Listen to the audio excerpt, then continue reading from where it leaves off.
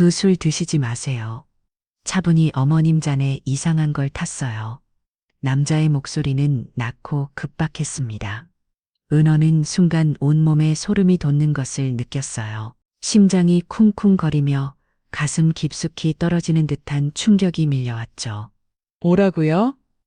은어가 작게 중얼거리며 고개를 돌렸지만 남자는 이미 하객들 사이로 사라진 뒤였어요. 그녀는 당황한 마음으로 주변을 둘러봤습니다. 바로 옆에 앉은 사위 한민규가 무표정한 모습이 눈에 들어왔죠. 평소처럼 차갑고 무뚝뚝한 표정. 오늘따라 그 모습이 이상하게 음산해 보였어요. 은어의 머릿속은 혼란스러웠어요. 설마 사위가 정말로 자신에게 해를 끼치려 할까요? 방금 전 남자의 절박한 목소리가 계속 귓가에 맴돌았습니다.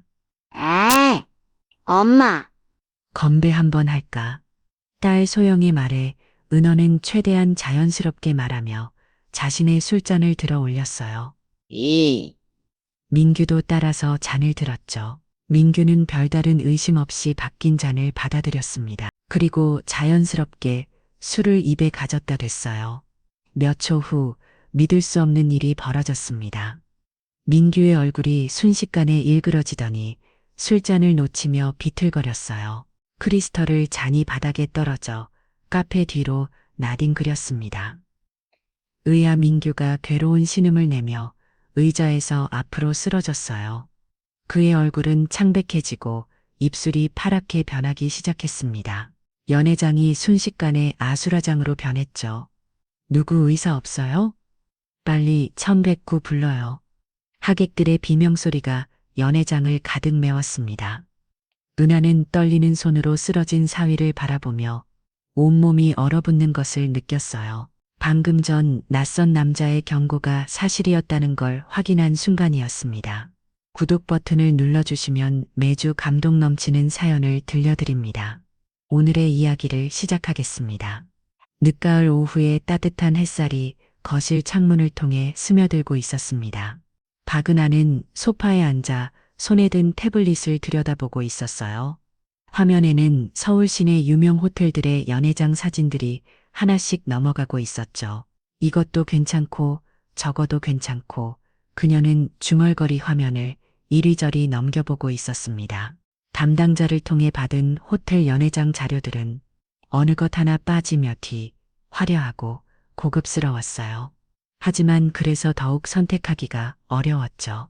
칠순을 맞아 평생 한 번뿐인 잔치를 준비하는 마음은 설레서도 신중했습니다. 남편 박태수가 사업으로 크게 성공한 후 처음으로 제대로 된 큰 잔치를 연한 것이라 더욱 완벽하게 하고 싶었거든요. 오후 6시경 현관 인터폰이 울렸습니다. 딸 소영이 남편과 함께 저녁 식사를 하러 온 것이었어요. 오늘은 칠순잔치 준비 상황도 점검할 겸 가족이 모이기로 한 날이었죠. 어머님 안녕하세요. 한민규가 정중하게 인사하며 들어왔습니다. 그는 늘 그렇듯 단정한 차림에 깔끔하게 빗어넘긴 머리였어요. 하지만 그의 얼굴에는 특별한 표정이 없었죠. 마치 가면을 쓴 것처럼 감정을 읽기 어려운 무표정이었습니다. 소영은 어머니에게 다가가 반갑게 안겼어요. 직장에서 바로 온 그녀는 아직 정장 차림이었지만 피곤한 기색은 전혀 보이지 않았습니다. 엄마 비서한테도 연락받았어요? 호텔들 답변 다 왔다면서요. 은하는 고개를 끄덕이며 태블릿을 딸에게 보여줬어요. 화면에는 조선호텔, 롯데호텔, 신라호텔 등 서울 최고 그 호텔들의 연회장 사진과 견적이 정리되어 있었죠. 다 너무 좋아서 고르기가 힘들어. 내 아빠는 아무거나 하라고 하고 그녀의 목소리에는 행복한 고민이 묻어 있었어요. 돈 걱정 없이 마음껏 선택할 수 있다는 것은 분명 축복이었으니까요. 민규는 소파 한쪽에 조용히 앉았습니다. 그는 장모와 아내 대화를 듣고 있었지만 별다른 반응을 보이지 않았어요. 그저 예상고개만 가끔 끄덕일 뿐이었죠. 엄마 취향에는 조선 호텔이 어울릴 것 같은데요. 소영이 화면을 넘겨보며 말했습니다. 전통과 현대가 조화된 조선 호텔의 연회장이 어머니의 성격과 잘 맞을 것 같았거든요. 은하는 조선 호텔 사진을 다시 한번 자세히 들여다봤어요. 웅장한 샹들리에와 고급스러운 인테리어가 마음에 들었습니다. 민규는 어떻게 생각해? 갑자기 은하가 사위에게 의견을 물었어요. 민규는 잠시 태블릿을 들여다본 후 조심스럽게 입을 열었습니다. 어머님 마음에 드시는 걸로 하시면 될 것 같습니다. 그의 대답은 예의 바르지만 어딘지 성에 없어 보였어요.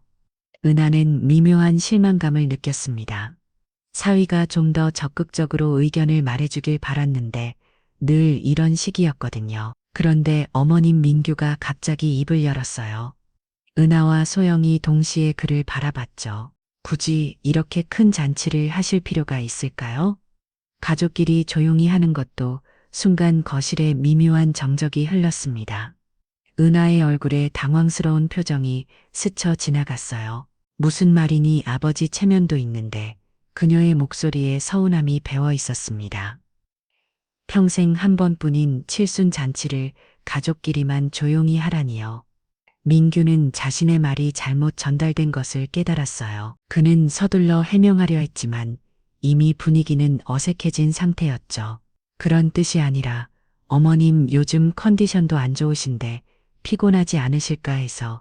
은하는 사위의 말이 마치 자신을 늘고 약한 사람 취급하는 것 같아 기분이 상했어요. 소영은 급하게 중재에 나섰습니다. 엄마와 남편 사이에 분위기가 험악해지는 것을 막아야 했거든요. 오빠는 엄마 걱정해서 하는 말이에요.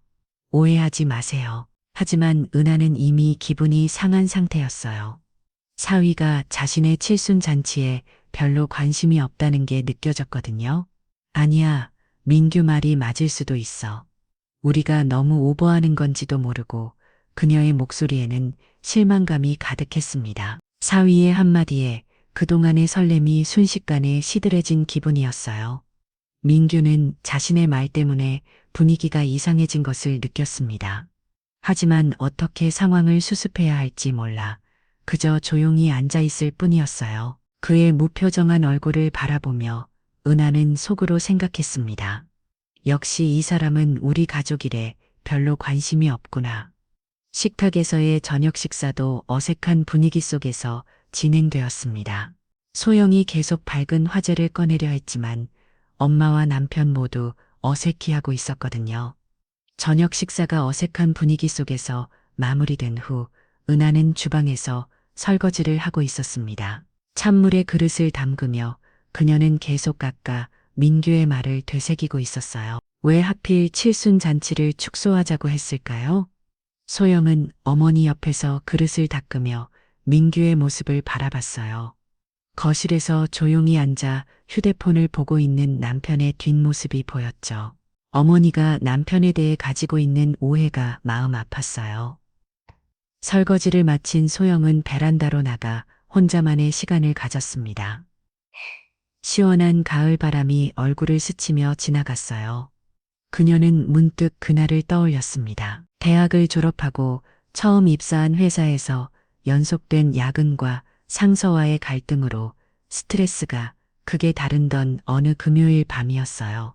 갑작스럽게 찾아온 복통은 마치 배속을 송곳으로 쑤시는 듯 했죠. 소영은 식은땀을 흘리며 택시를 잡아 가장 가까운 대학병원 응급실로 향했었어요. 응급실은 붉은 밤답게 온갖 환자들로 북적였어요. 술에 취한 사람, 다친 사람, 아픈 아이를 안고 온 부모들까지. 소영은 접수를 마치고 대기실에 앉아 고통을 참으며 1시간을 기다렸었죠. 드디어 그녀의 차례가 왔을 때 나타난 것은 키가 큰 남자의 사였어요. 하얀 가운을 입은 그는 차트를 보며 무표정하게 서 있었죠. 첫 신상은 정말 차가웠어요.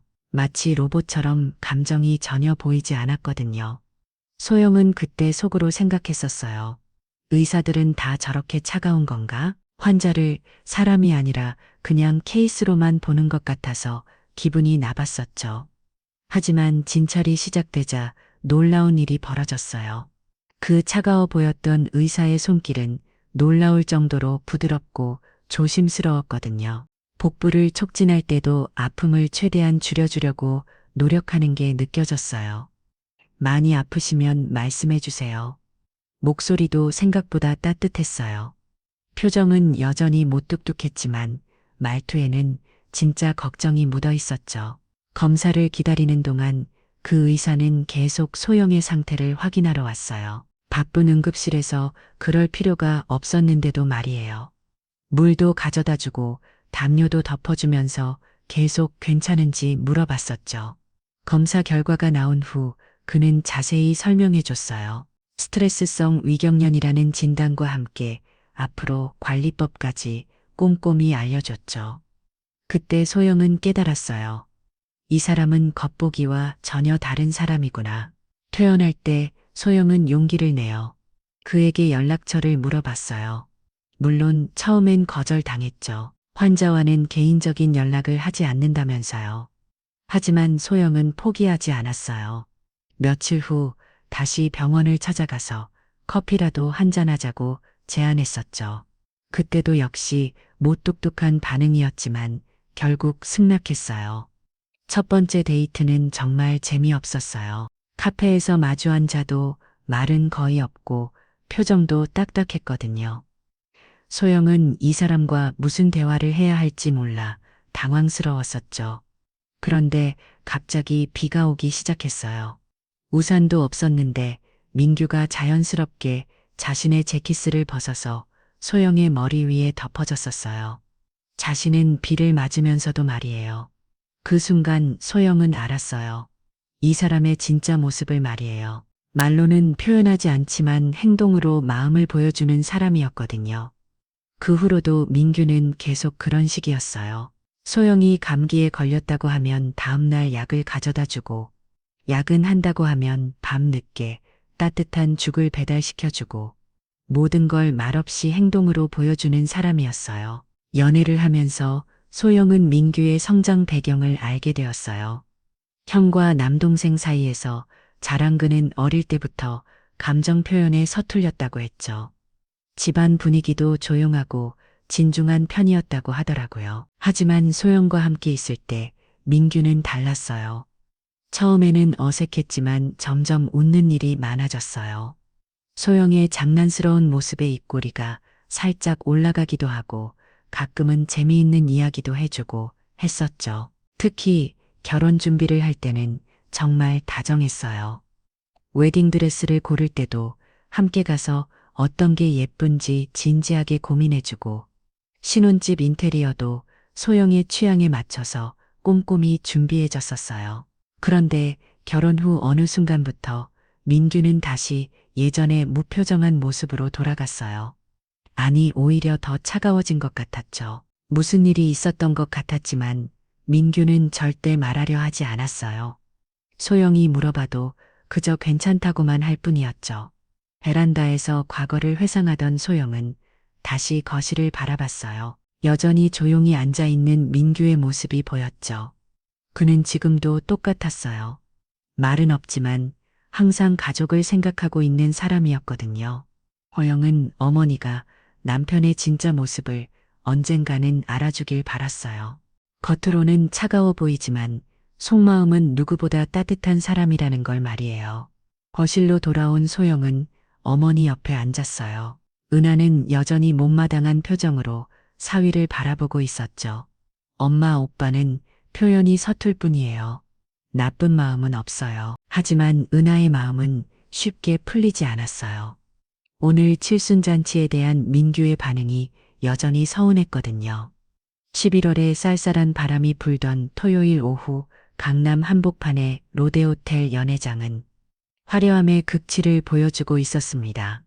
크리스털이 샹들리에서 쏟아지는 황금빛 불빛이 하얀 대리석 바닥에 반사되어 마치 벨들이 춤추는 듯 했어요. 천장부터 바닥까지 늘어선 분홍색과 흰색 장미들이 달콤한 향기를 뿜어내며 공간 전체를 로맨틱하게 감싸고 있었죠.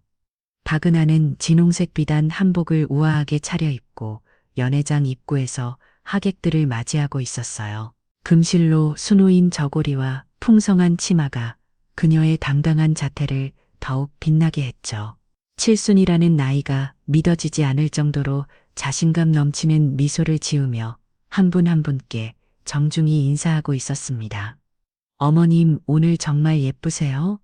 칠순에 이렇게 고우실 줄 몰랐네요. 하객들의 칭찬에 은하의 얼굴은 더욱 환해졌어요. 평생 이런 대접을 받아본 적이 없었거든요.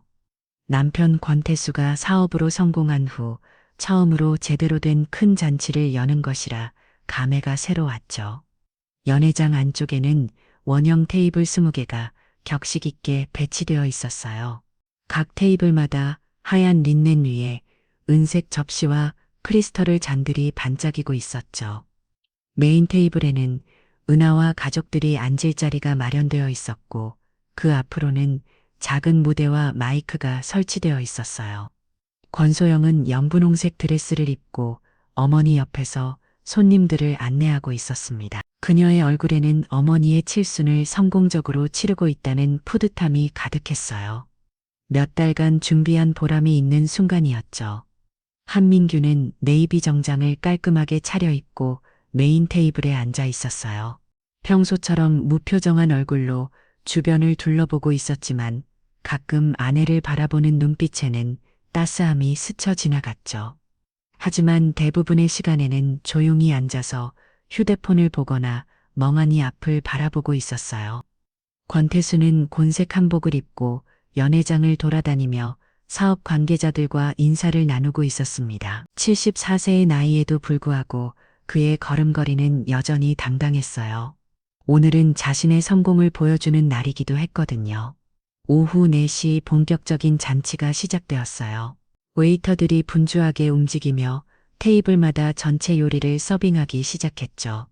연회장에는 클래식 음악이 은은하게 흘러나오고 있었고 하객들의 담소 소리가 활기찬 분위기를 만들어냈어요. 은우는 메인 테이블에 앉아 이 모든 광경을 만족스럽게 바라보고 있었어요. 테이블 위에는 고급 양주와 전통주가 예쁘게 배치되어 있었죠. 특히 그녀 앞에 놓인 수정잔은 붉은 포도주가 우아하게 담겨 있었어요. 아객들이 하나둘 자리를 잡아가는 가운데 연회장 뒤쪽 출입구 근처에서 한 남자가 조심스럽게 들어왔어요. 40대 중반으로 보이는 그는 검은색 정장을 입고 있었지만 어딘지 어색해 보였죠. 마치 이런 화려한 자리에 익숙하지 않은 사람처럼 말이에요. 조성빈이라는 이름의 그 남자는 연회장 입구에서 잠시 머뭇거렸어요.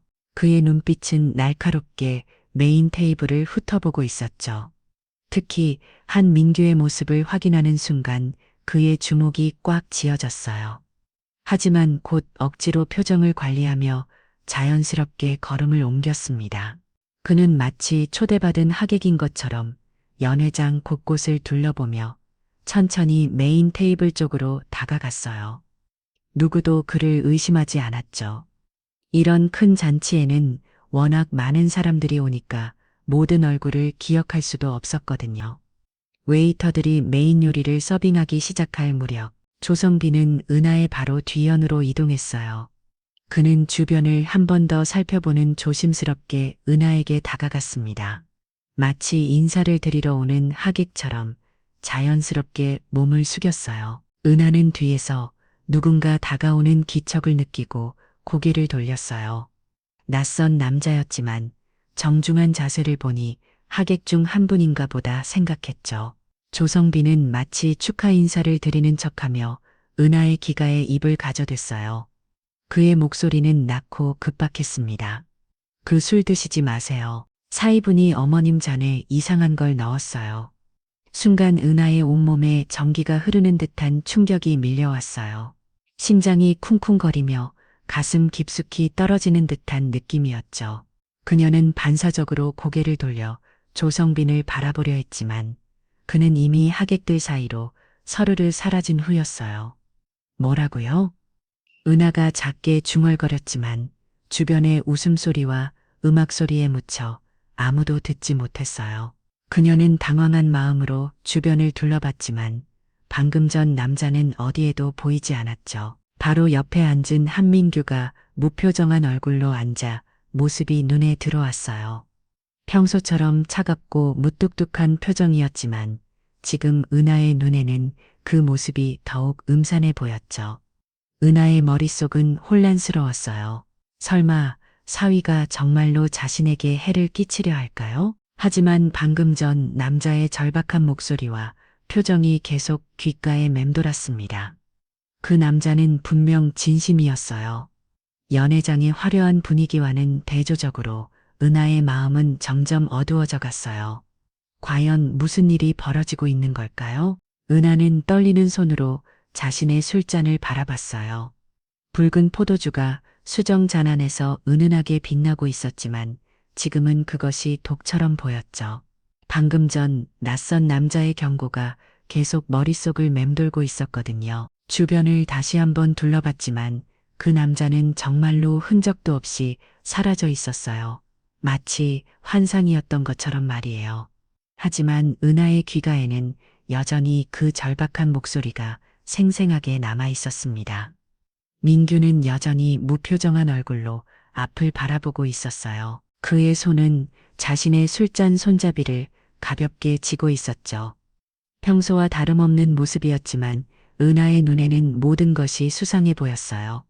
연회장에서는 권태수가 마이크를 잡고 인사말을 시작했습니다. 그의 목소리가 스피커를 통해 울려 퍼지며 하객들의 시선이 모두 그쪽으로 향했어요. 박수 소리가 연회장을 가득 채웠죠. 은하는 남편의 인사말을 들으면서도 계속 민균을 의식하고 있었어요.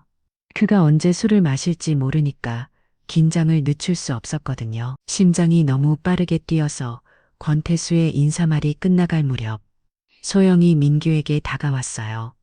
그녀는 남편의 팔을 살짝 건드리며 일어서라는 신호를 보냈죠. 오빠 아버지, 회사 전무님이 인사드리고 싶어 하세요. 민규는 고개를 끄덕이며 자리에서 일어났어요. 그는 소영과 함께 테이블 저편에 앉아 있는 중년 남성에게 향했죠. 정중한 인사를 나누기 위해서였어요. 바로 그 순간 은하에게 기회가 왔어요. 민규가 자리를 비운 사이 그녀는 조심스럽게 자신의 술잔과 민규의 술잔 위치를 바꿨습니다. 다행히 주변 하객들은 모두 권태수의 인사말에 집중하고 있어서 은하의 행동을 눈치챈 사람은 아무도 없었죠. 그녀는 최대한 자연스럽게 행동하며 다시 제자리에 앉았어요. 몇 분 후 민규가 인사를 마치고 돌아왔어요. 그는 아무것도 모른 채 자신의 자리에 앉아 바뀐 술잔을 자연스럽게 받아들였습니다. 은하는 가슴이 쿵쿵거리는 것을 느끼며 민규의 모습을 지켜봤어요. 엄마, 건배 한번 할까? 소영이가 말하자 때마침 사회자가 건배 제의를 했습니다. 모든 하객들이 일어서서 잔을 들어 올리기 시작했어요. 은하도 떨리는 손으로 자신의 잔을 들었지만 마음은 전혀 다른 곳에 있었죠. 어머님의 건강과 행복을 위해 건배 사회자의 외침과 함께 연회장 전체가 건배 분위기에 휩싸였어요. 민규도 자연스럽게 자신의 잔을 들어 올렸습니다. 은하는 숨을 멈춘 채 그 모습을 지켜봤어요. 민규는 다른 하객들과 함께 건배하며 자연스럽게 술잔을 입에 가졌다 댔어요. 붉은 포도주가 그의 입술을 적시며 목구멍으로 넘어갔죠. 은하는 온몸이 경직된 채 그 순간을 바라봤어요. 처음 몇 초 동안은 아무 일도 일어나지 않았어요. 민규는 평소처럼 담담한 표정으로 술을 마시고 잔을 내려놓았죠. 은하는 잠시 안도감을 느꼈어요. 혹시 자신이 너무 예민하게 반응한 건 아닐까 하고 말이에요. 하지만 그 안도감은 오래가지 않았습니다. 갑자기 민규의 얼굴이 일그러지기 시작했어요. 처음에는 미묘한 변화였지만 점점 심해졌죠. 그의 무표정 있던 얼굴에 고통스러운 표정이 떠올랐어요. 민규가 갑작스럽게 괴로운 신음을 내며 손으로 목을 감쌌어요. 그가 들고 있던 크리스털을 잔이 손에서 미끄러져 바닥으로 떨어졌죠. 맑은 소리와 함께 잔이 산산조각 나며 붉은 포도주가 하얀 카페 뒤로 튀었습니다. 오빠, 소영이 비명을 지르며 달려왔어요. 민규는 의자에서 앞으로 쓰러지며 테이블을 붙잡으려 했지만 힘이 빠져서 제대로 지탱할 수 없었어요. 그의 얼굴은 순식간에 창백해졌고 입술이 파랗게 변하기 시작했어요. 눈동자도 초점을 잃고 흔들리고 있었죠. 전형적인 중독 증상이었습니다. 연회장이 순식간에 아수라장으로 변했어요. 하객들이 일어서며 무슨 일인지 알아보려 했고 여기저기서 놀란 목소리들이 터져나왔죠. 누구 의사 없어요? 빨리 뱅시코 불러요. 웨이터들도 당황하며 어쩔 줄 몰라 했고 호텔 직원들이 급하게 달려왔어요. 연회장의 화려했던 분위기는 순식간에 공포와 혼란으로 바뀌었죠. 권태수는 마이크를 놓고 급하게 사위에게 달려왔어요. 그의 얼굴도 당황함이 역력히 드러나 있었죠. 은하는 쓰러진 민규를 바라보며 온몸이 얼어붙는 것을 느꼈어요.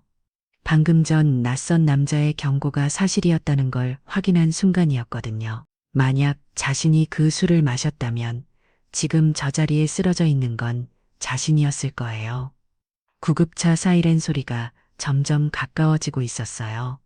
응급 구조사들이 들고가 함께 연회장으로 뛰어들어왔죠. 그들은 신속하게 민규의 상태를 확인하고 응급처치를 시작했어요. 의식이 없습니다. 호흡은 있지만 맥박이 불규칙해요. 즉시 병원으로 이송해야 합니다. 민규는 들고 새 실려 급하게 연회장을 빠져나갔고 소영과 권태수가 그를 따라갔죠. 은하는 혼자 남아 망연자실한 채 서 있었어요. 화려했던 칠순잔치는 이렇게 악몽으로 끝나버렸습니다. 그리고 그녀의 마음속에는 한 가지 의문이 계속 맴돌고 있었어요. 과연 그 낯선 남자는 누구였을까요? 서울대학교 병원 응급실은 차가운 형광등, 불빛 아래 긴장감으로 가득했습니다. 밤 9시가 넘은 시각이었지만 응급실은 여전히 분주했어요. 간호사들의 하얀 운동화가 리놀린 바다 글 빠르게 스쳐 지나가며 딱딱한 소리를 내고 있었죠. 각종 의료기기에서 나오는 규칙적인 신호회들이 복도를 가득 메우고 있었어요. 중환자실 앞 대기실에 앉아있는 권소영의 얼굴은 피키가 완전히 가셔 있었습니다. 몇 시간 전만 해도 화려했던 연분홍색 드레스는 이제 그녀의 초췌한 모습을 더욱 대비시켜주고 있었죠. 두 손을 꼭 쥔 채 무릎 위에 올려놓고 중환자실 문을 한순간도 눈을 떼지 않고 바라보고 있었어요. 권태수는 딸 옆에 앉아 있었지만 계속 자리에서 일어났다 앉았다를 반복하고 있었습니다. 평소 당당하고 침착했던 그의 모습은 온데간데 없었어요. 손으로 머리를 쓸어 넘기며 깊은 한숨을 내쉬는 것이 몇 번째인지 모를 정도였죠. 박은하는 대기실 구석 의자에 웅크리고 앉아 있었어요. 진홍색 한복의 화려한 색깔이 지금은 오히려 그녀의 절망감을 더욱 부각시키고 있었죠. 그녀의 눈은 붓고 빨갛게 되어 있었고 손수건으로 계속 눈물을 닦아내고 있었어요. 중환자실에서 의료진들이 분주하게 드나드는 모습이 유리창 너머로 보였어요. 하얀 가운을 입은 의사들과 간호사들이 각종 장비들 사이를 오가며 무언가 긴급한 처치를 하고 있는 것 같았죠. 응급실 담당 의사가 중환자실에서 나와 가족들에게 다가왔어요. 그는 30대 후반으로 보이는 남성이었고 얼굴에는 밤새 수술을 한 듯한 피곤함이 역력했죠. 수술용 마스크를 목에 걸치고 있었고 이마에는 땀방울이 맺혀 있었어요. 소영이 벌떡 일어서며 의사를 바라봤어요. 그녀의 입술은 떨리고 있었고 목소리를 낼 수 없을 정도로 긴장하고 있었죠. 권태수와 은화도 동시에 일어서서 의사 주변으로 모여들었어요. 의사는 잠시 망설이는 듯한 표정을 지었습니다. 그의 눈빛에는 심각함이 가득했어요.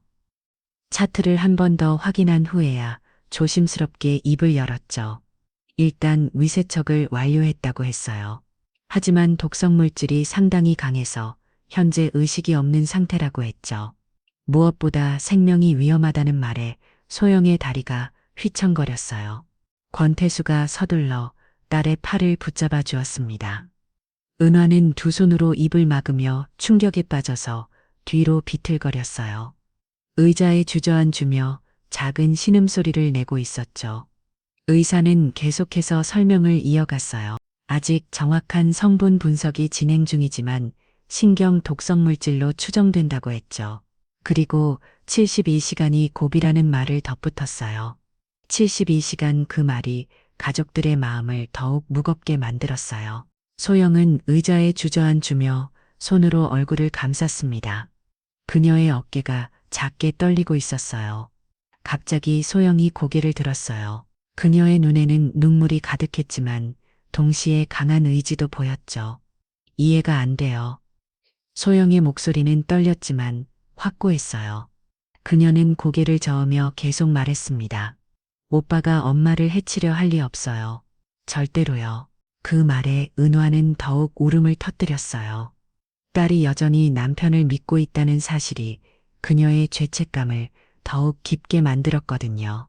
자신 때문에 사위가 이렇게 됐다는 생각에 가슴이 찢어질 것 같았어요. 의사가 중환자실로 돌아가고 가족들은 다시 대기실에 앉았어요. 밤이 깊어가고 있었지만 아무도 집에 갈 생각을 하지 않았죠. 응급실에 24시간 형광등 불빛이 그들의 지친 얼굴을 창백하게 비추고 있었어요. 소영은 복도 끝 벤치로 혼자 걸어갔어요. 핸드폰 바탕하면서 둘의 사진 자신을 따뜻하게 바라보며 환하게 웃는 남편이 있었어요. 민규는 늘 소영을 바라보는 눈빛만큼은 따뜻했어요. 그녀는 그 눈빛을 기억하고 있었죠. 겉으로는 차가워 보호도 속마음만큼은 그렇지 않다는 걸, 사람이라는 걸 누구보다 잘 알고 있었거든요. 갑자기 복도 좌편에서 경찰 2명이 나타났어요. 한 명은 40대 중반의 남성 형사였고 다른 한 명은 30대 여성 형사였죠. 그들은 정중하게 인사를 한 후 가족들과 이야기를 나누고 싶다고 했어요. 응급실 상담실로 자리를 옮긴 가족들 형사는 사건 경위에 대해 자세히 질문하기 시작했습니다. 은호는 떨리는 목소리로 그날의 상황을 설명했어요. 나선 남자가 자신에게 다가와 사위가 술에 독을 탔다고 경고했다고 했죠. 그래서 급하게 술잔을 바꾸고 그 결과 민규가 쓰러졌다고 설명했어요. 형사는 그 남자의 인상착의에 대해 물었지만 은어의 기억은 단편적이었어요. 40대 중반 정도의 검은 정장을 입은 남자라는 것 외에는 뚜렷하게 기억나는 게 없었거든요. 그때 소영이 갑자기 입을 열었어요. 호텔 CCTV 확인할 수 있나요? 형사는 놀란 표정을 지었습니다. 당연히 수사 과정에서 확인할 예정이라고 했지만 소영은 자신이 직접 확인하고 싶다고 말했어요. 그 남자가 누군지 알아내고 싶어요. 제 남편은 절대 그런 일을 할 사람이 아니거든요. 소영의 목소리에는 흔들림이 없었어요. 오히려 더욱 강해진 것 같았죠. 형사는 잠시 망설이다가 내일 오전에 호텔 보안팀과 함께 확인해 보자고 제안했어요. 경찰이 떠난 후 가족들은 다시 중환자실 앞으로 돌아왔어요. 새벽 2시가 넘어가고 있었지만 잠들 수 있는 사람은 아무도 없었죠. 소영은 아무 표정도 의식도 없는 남편을 바라보며 눈물이 쏟아질 것 같았어요. 남편이 평소 보여줬던 작은 행동들이 하나씩 떠올랐습니다. 길에서 다친 고양이를 발견하면 조용히 동물병원에 데려가곤 했더니 병원에서 치료비가 없는 환자들을 몰래 도와주고 했던 일들이 기억났어요. 그 누구에게도 작은 상처도 용납하지 않는 사람. 그런 사람이 어떻게 장모를 해치려 할 수 있을까요? 소영은 더욱 확신했습니다. 분명 다른 진실이 있을 거라고 말이에요. 중환자실에서는 여전히 의료진들이 분주하게 움직이고 있었어요. 생명 유지 장치들의 신호음이 규칙적으로 울려 퍼지고 있었죠. 그 소리가 가족들에게는 희망이면서 동시에 불안의 상징이기도 했어요. 다음 날 오전이 되었을 때 소영의 결심은 더욱 굳어져 있었습니다. 그녀는 반드시 진실을 발견했다고 다짐했어요. 남편의 무고함을 증명하고 진짜 범인을 찾아내겠다고 다음 날 오전 10시 롯데호텔 지하 2층 보안실은 각종 모니터들로 가득했습니다. 수십 개 화면에서는 호텔 곳곳에 실시간 영상들이 흘러나오고 있었어요. 형광등 불빛 아래 컴퓨터들이 윙윙거리는 소리와 키보드 타이핑 소리가 끊임없이 들려왔죠.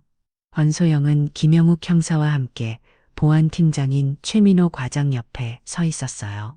그녀의 얼굴에는 밤새 잠 못 이룬 흔적이 역력했지만 눈빛만큼은 예리하게 빛나고 있었습니다.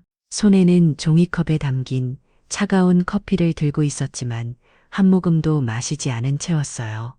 최민호 과장이 메인 모니터 앞에 앉아 마우스를 조작하기 시작했습니다.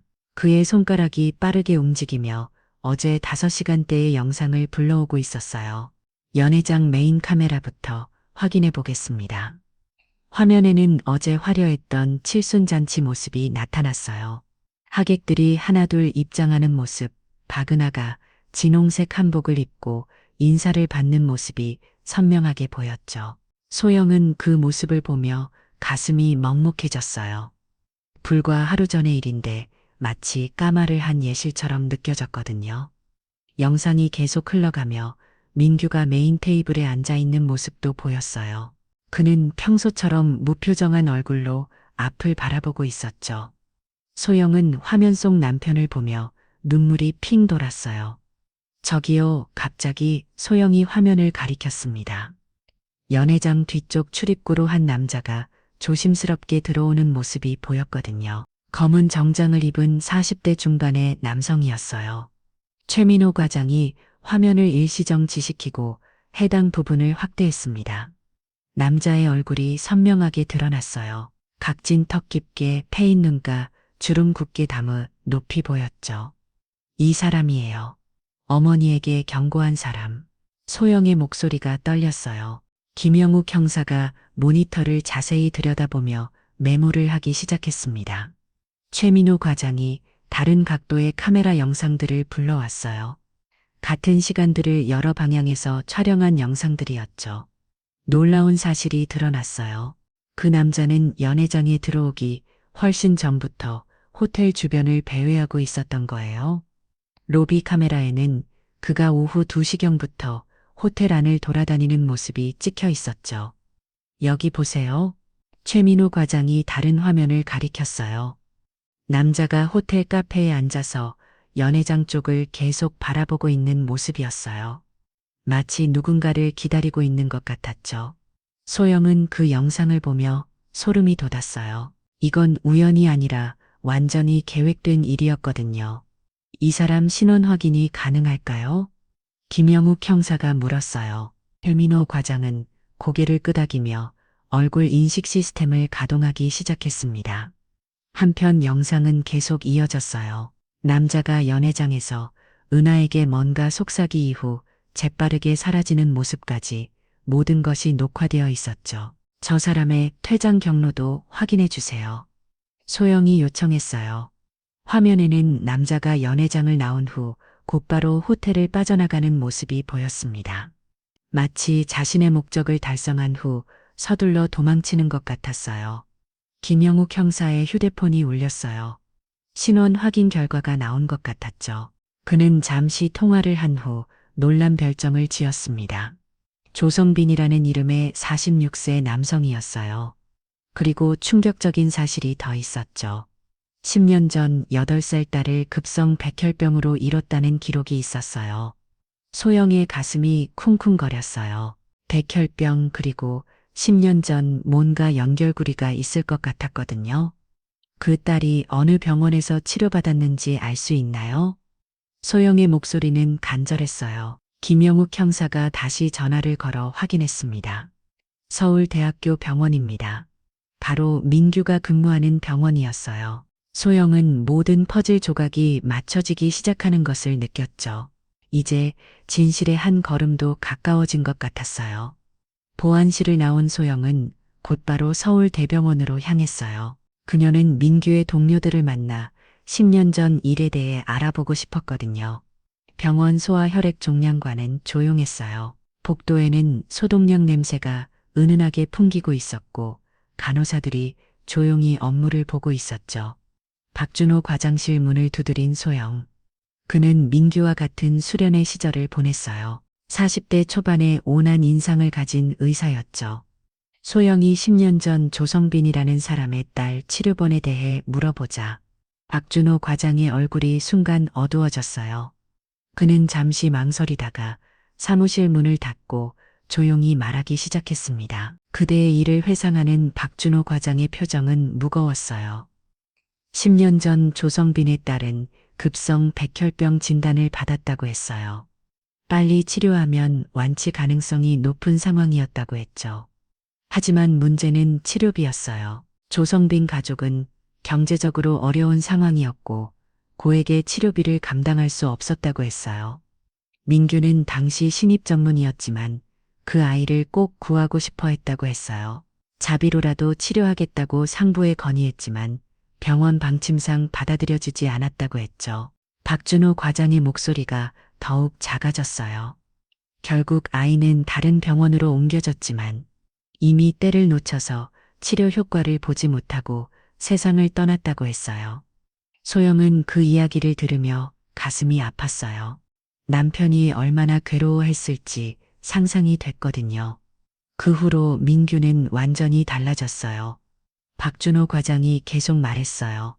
예전에는 표현도 곧잘하고 밝은 편이었는데 그 일 이후로 점점 말수가 줄어들고 감정 표현을 잘 안 하게 됐다고 했죠. 민규가 매년 그 아이의 기일의 룰을 찾아가고 있다고 했어요. 소영이 몇 달 전 민규의 차에서 국화꽃을 발견한 날이 그날이었습니다. 그리고 박준호 과장이 더욱 조심스럽게 말했어요. 민규는 지난 5년간 조성빈 가족에게 익명으로 생활비를 지원하고 있다고 했어요. 매달 일정 금액을 보내고 있다고 했죠. 소영은 충격의 말을 잃었어요. 남편이 그런 일을 하고 있었다니, 그리고 그 모든 것을 혼자 감당하고 있었다니. 조성빈 씨는 그 사실을 모르나요? 소영이 떨리는 목소리로 물었어요. 박준호 과장은 고개를 저었습니다. 민규가 철저히 비밀로 하고 있어서 아무도 모른다고 했어요. 이제 모든 것이 명확해졌어요. 조성빈은 딸의 죽음을 민규 탓으로 돌리며 10년간 복수를 계획한 거였어요.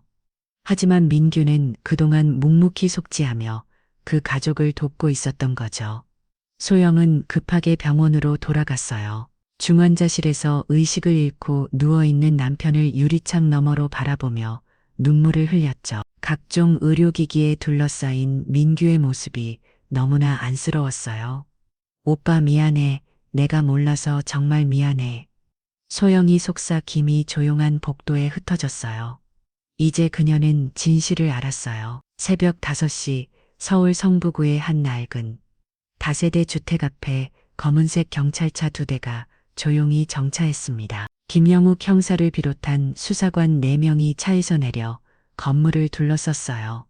이른 새벽이라 주변은 고요했지만 가로등 불빛이 그들의 긴장된 얼굴을 은은하게 비추고 있었죠. 김영욱 형사는 무전기를 통해 마지막 확인을 했어요. 조성빈이 3층에 살고 있다는 정보, 그리고 도주할 가능성에 대비한 후문 차단까지 모든 준비가 완료된 상태였죠. 건물 입구에서 김영욱 형사가 손짓으로 신호를 보냈어요. 수사관들이 조용히 계단을 올라가기 시작했습니다. 오래된 건물이라 계단마다 삐걱거리는 소리가 났지만 다행히 새벽이라 다른 세대에서는 아무 소리도 들리지 않았어요. 3층에 도착한 수사관들은 문 앞에서 잠시 멈췄었어요. 301호 낡은 철문에는 조성빈이라고 적힌 문해가 빗돌게 붙어 있었죠. 김영욱 형사가 귀를 문에 대고 안의 소리를 들어봤어요. 힘이 아기의 텔레비전 소리가 들려왔습니다. 김영욱 형사가 다른 수사관들과 눈빛을 교환하며 조심스럽게 초인종을 눌렀어요. 뒷동소리가 울린 후 집안이 갑자기 조용해졌습니다. 몇 초 후 발걸음 소리가 들리더니 문 뒤에서 조성빈이 목소리가 들려왔어요. 누구세요? 목소리는 떨리고 있었어요. 마치 이런 순간이 올 것을 예상하고 있었던 것처럼 말이죠. 경찰입니다. 문 열어주세요. 김영욱 형사의 차분하지만 단호한 목소리가 복도에 울려 퍼졌어요. 문 뒤에서는 한동안 아무 소리도 들리지 않았습니다. 그러다가 갑자기 뭔가 떨어지는 소리와 함께 급한 발걸음 소리가 들려왔어요. 도주 시도 김영욱 형사가 외치며 문을 거칠게 두드렸어요. 하지만 문은 열리지 않았죠. 수사관 중 한 명이 어깨로 문을 들이받기 시작했습니다. 한편 집안에서는 조성빈이 서둘러 뒤창으로 향하고 있었어요. 그의 얼굴은 창백했고 손은 심하게 떨리고 있었죠. 하지만 창문을 열고 밖을 내려다본 순간 그는 절망했어요. 아래쪽에서 다른 수사관들이 올려다보고 있었거든요. 조성빈이 씨 나와주세요. 더 이상 도망갈 곳은 없습니다. 확성기를 통한 목소리가 건물 전체에 울려 퍼졌어요. 이제 다른 세대 사람들도 하나 둘 깨어나기 시작했죠. 복도에서는 계속해서 문을 부수는 소리가 들려왔어요. 조성빈은 거실 한가운데 주저앉았어요. 그의 시선이 벽에 걸린 딸의 사진에 머물렀습니다. 8세 때 찍은 마지막 사진이었어요. 밝게 웃고 있는 딸의 모습을 보며 그는 눈물을 흘리기 시작했죠. 유진아, 아빠가 잘못했어. 정말 잘못했어. 그의 목소리는 떨리고 있었어요. 10년간 품어온 증오와 분노가 이제는 후회와 자책으로 바뀌어 있었거든요. 마침내 문이 부서지며 수사관들이 들이닥쳤어요. 조성빈은 정황하지 않고 그대로 바닥에 앉아 있었죠. 김영욱 형사가 조심스럽게 그에게 다가갔습니다. 조성빈이 씨 체포하겠습니다. 수갑이 찰칵 소리를 내며 조성빈이의 손목에 채워졌어요. 그는 고개를 들어 김영욱 형사를 바라봤습니다. 그의 눈에는 더 이상 분노가 아닌 깊은 절망만 가득했어요. 한 선생님은 괜찮으신가요? 조성빈이 첫 번째 질문이었어요. 김영욱 형사는 잠시 놀란 표정을 지었습니다. 자신이 해치인 사람을 걱정하는 모습이 의외였거든요. 아직 의식 분명입니다. 그 말에 조성빈은 안도의 한숨을 내쉬어요. 적어도 사람을 죽이지는 않았다는 사실에 조금이나마 의안을 받는 것 같았죠. 조성빈이 경찰차로 연행되는 과정에서 건물 주민들이 하나둘 나와서 구경하기 시작했어요. 그들의 시선을 받으며 조성빈은 고개를 숙이고 걸었습니다. 평생 이웃들과 조용히 살아온 그에게는 견디기 힘든 순간이었어요. 경찰차 뒷좌석에 앉은 조성빈은 창밖을 바라봤어요. 동이 특히 시작하는 새벽 하늘이 보였죠. 그는 딸이 세상을 떠나며 처음으로 마음이 조금 평온해지는 것을 느꼈어요. 10년간 자신을 괴롭혔던 복수심이 이제는 완전히 사라져 있었거든요. 강남경찰서 조사실은 차가운 형광등 불빛 아래 침묵이 흘렸습니다. 회색 테이블을 사이에 두고 김영욱 형사와 조성빈이 마주 앉아 있었어요. 조성빈은 수갑을 찬 채 고개를 숙이고 있었고 그의 어깨는 작게 떨리고 있었죠. 조성빈이 범행 동기에 대해 말씀해 주세요. 김영욱 형사의 차분한 목소리가 조사실에 울려 퍼졌어요. 조성빈은 한동안 침묵하다가 떨리는 목소리로 입을 열기 시작했습니다. 10년 전 제 딸이 죽었을 때부터 시작된 일입니다. 그의 목소리에는 깊은 절망이 묻어 있었어요. 조성빈은 천천히 그날의 기억을 되살렸습니다. 8살 딸 유진이가 급성 백혈병 진단을 받았을 때의 충격, 치료비를 마련하지 못해 전전등등했던 날들, 그리고 결국 딸을 잃었던 그 끔찍한 순간까지 저는 제가 무능해서 딸을 구하지 못했다고 생각했어요. 돈을 벌지 못한 제 탓이라고 조성빈의 눈가에 눈물이 맺히기 시작했어요. 10년간 자신을 괴롭혔던 자책감이 그대로 드러나고 있었죠. 김영욱 형사는 조성빈의 말을 들으며 메모를 하고 있었어요. 범행의 직접적인 동기를 알아야 했거든요. 그런데 며칠 전 인터넷 기사를 보게 됐어요. 한민규 선생님에 대한 기사였죠. 조성빈이 계속 말했어요. 그 기사는 민규가 경제적으로 어려운 환자들을 위해 무료 진료를 하고 있다는 내용이었어요. 많은 사람들이 댓글로 그를 칭찬하고 있었죠. 그 기사를 보는 순간 10년 전 일이 떠올랐어요. 우리 유진이를 치료해주지 않았던 그 의사가 조성빈의 주목이 꽉 쥐어졌어요. 그때의 분노가 되살아나는 것 같았죠. 왜 다른 아이들은 도와주면서 우리 유진이는 외면했는지 그 생각에 미쳐버린 것 같았어요. 그는 며칠간 고민했다고 했어요. 복수를 해야 하는지 아니면 그냥 잊고 살아야 하는지. 하지만 결국 참을 수 없었다고 했죠. 김영욱 형사가 조성빈의 진술을 들으며 뭔가 이상함을 느꼈어요. 조성빈의 말과 자신이 알고 있는 사실들 사이에 큰 차이가 있었거든요. 조성빈이 혹시 한민규 선생님이 당시 어떤 입장이었는지 정확히 알고 계신가요? 김영욱 형사의 질문에 조성빈은 고개를 들었어요. 무슨 뜻인지 이해할 수 없다는 표정이었죠. 당시 한민규 선생님은 신입 전문의였습니다. 그리고 김영욱 형사가 자료를 꺼내며 설명하기 시작했어요. 민규가 당시 딸의 치료를 위해 얼마나 노력했는지 상부에 건의했지만 받아들여지지 않았던 일들을 차근차근 말해주었죠. 조성비 내 얼굴이 점점 굳어갔어요. 자신이 알고 있던 것과 완전히 다른 이야기였거든요. 그리고 이것도 확인해 보세요. 김영욱 형사가 또 다른 서리를 내밀었어요. 지난 5년간 조성비인 가족에게 매달 입금된 익명의 후원금 내역이었죠. 이 돈이 한민규 선생님이 보낸 겁니다. 매년 따님 기일에는 묘소도 찾아가고 계시고요. 순간 조성빈의 세상이 무너져 내리는 것 같았어요. 그는 서리를 보며 손이 심하게 떨리기 시작했죠. 그럼 그 돈이 조성빈은 말을 잇지 못했어요. 아내가 항상 하늘에서 유진이가 도와주는 것 같다고 했던 그 돈이 바로 한민규가 보낸 것이었다니 아니에요.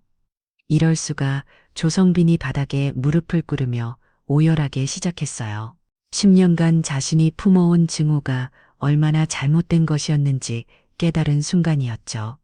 제가 은인을 해치려 했다는 거네요. 그의 목소리는 절망으로 가득했어요. 에이, 자신이 저질러버린 일이 얼마나 끔찍한 것인지 뼈저리게 느꼈거든요. 한 선생님께 어떻게 사과를 드려야 할까요? 조성빈은 계속 중얼거리며 울고 있었어요. 복수라는 이름으로 은인을 해치려 했던 자신의 행동을 도저히 용서할 수 없었거든요. 김영욱 형사는 조성빈의 모습을 보며 안타까운 마음이 들었어요. 고해와 무지가 불러온 비극이었죠. 하지만 이미 저질러진 일은 되돌릴 수 없었어요. 조사실에는 조성빈의 울음소리만 계속 울려 퍼지고 있었습니다. 진실을 안 그의 마음은 10년간 느꼈던 그 어떤 고통보다도 더 아팠어요. 일치시 2시간째 되는 밤 중환자실의 생명유지장치들이 여전히 규칙적인 신호음을 내고 있었습니다. 권소영은 유리창 너머로 남편을 바라보며 네 번째 밤을 지새우고 있었어요. 의사들은 이제 더 이상 희망적인 말을 하지 않았죠. 박은하와 권태수도 복도 벤치에서 잠들지 못한 채 앉아 있었어요. 모든 사람의 얼굴에는 지친 기색이 역력했습니다. 새벽 4시 30분경 갑자기 중환자실에서 경보음이 울리기 시작했어요. 간호사들이 급하게 뛰어들어갔고 담당 의사도 서둘러 달려왔죠. 조영은 가슴이 철렁 내려앉았어요. 설마 남편에게 무슨 일이 생긴 건 아닐까요? 그녀는 떨리는 다리로 중환자실 문 앞으로 다가갔습니다. 몇 분 후 의사가 중환자실에서 나왔어요. 하지만 이번에는 그의 얼굴에 놀라운 표정이 떠올라 있었죠. 기적입니다. 의사가 흥분된 목소리로 말했어요. 환자분이 깨어났습니다. 소영은 그 말을 듣고 그 자리에서 주저한 질뻔했어요. 은하와 눈을 뜨고 있었어요. 그의 눈동자가 또렷하게 움직이며 가족들을 하나씩 바라봤죠. 소영아, 민규의 첫 번째 말이었어요. 목소리는 약했지만 분명했습니다. 소영은 눈물을 흘리며 남편의 손을 잡았어요. 오빠 정말 다행이야. 정말 다행이야. 민규는 아내를 바라보며 미약하게 미소를 지었어요. 그리고 고개를 돌려 은하를 바라봤습니다. 어머님, 민규가 떨리는 목소리로 말했어요. 은하는 눈물을 흘리며 민규의 다른 손을 잡았습니다. 72시간의 긴장과 불안이 마침내 끝난 순간이었죠. 일주일 후 민규는 모든 검사 결과가 정상으로 나오며 태어나게 되었어요. 독성 물질은 완전히 배출되었고 뇌에도 아무런 후유증이 없었죠. 태어나는 날 아침 간호사들이 휠체어를 가져왔지만 민규는 자신의 다리로 걸어서 병원을 나가고 싶다고 했어요. 정말 괜찮으세요? 소영이 걱정스럽게 물었지만 민규는 고개를 끄덕였어요. 그는 천천히 하지만 확실한 걸음으로 병원 로비를 향해 걸어갔습니다. 병원 입구에서 따스한 햇살이 그들을 맞이했어요. 민규는 깊게 숨을 들이마시며 하늘을 올려다봤습니다. 집에 가요. 민규의 말에 가족들은 모두 미소를 지었어요. 진짜 모든 것이 끝났다는 안도감이 밀려왔거든요. 차에 타면서 민규는 창밖을 바라봤어요. 세상이 새롭게 보이는 것 같았죠. 죽음의 문턱에서 돌아오는 후 모든 것이 더욱 소중하게 느껴졌어요. 입으로 가는 길 가족들은 조용했지만 마음은 따뜻했어요. 이제 진짜 새로운 시작이었으니까요. 그로부터 6개월 후 한민규는 박은하의 제안을 받아들여 자신만의 소아과를 개원했습니다. 사랑소아과라는 이름으로 문을 연 병원에서 그는 경제적으로 어려운 아이들을 위한 무료 진료에 앞장서고 있어요.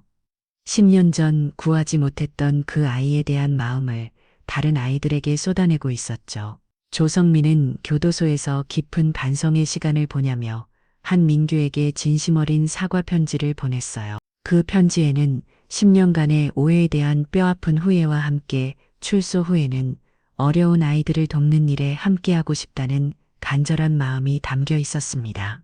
박은하는 이제 사위를 진심으로 자랑스러워하며 병원 일을 적극적으로 도와주고 있어요. 그녀는 늦었지만 사위의 진짜 마음을 알게 되어 감사한 마음으로 가득했죠.